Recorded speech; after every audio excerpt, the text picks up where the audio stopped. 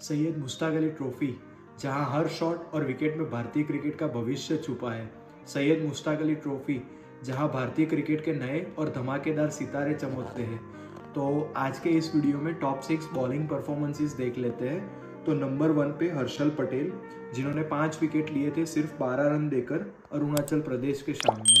Number 2 पे नमन धीर, जिन्होंने 5 विकेट लिए थे और सिर्फ 19 रन दिए थे और हैदराबाद के सामने काफ़ी क्लोज गेम था, जहां पे पंजाब ने 7 रन से मैच जीता था।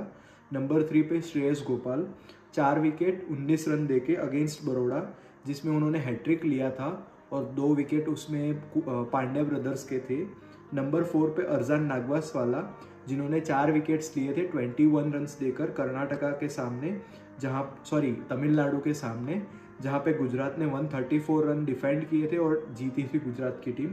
नंबर 5 पे पुलकित नारंग, जिन्होंने 4 विकेट लिए थे सिर्फ 7 रन देके केरला के सामने। नंबर 6 पे अबीद मुश्ताक, जिन्होंने 4 विकेट लिए थे, सिर्फ 2 ही रन दिए थे अरुणाचल प्रदेश के सामने। तो आपके टॉप 6 परफॉर्मेंस कमेंट सेक्शन में ज़रूर बताइए। Thank you so much.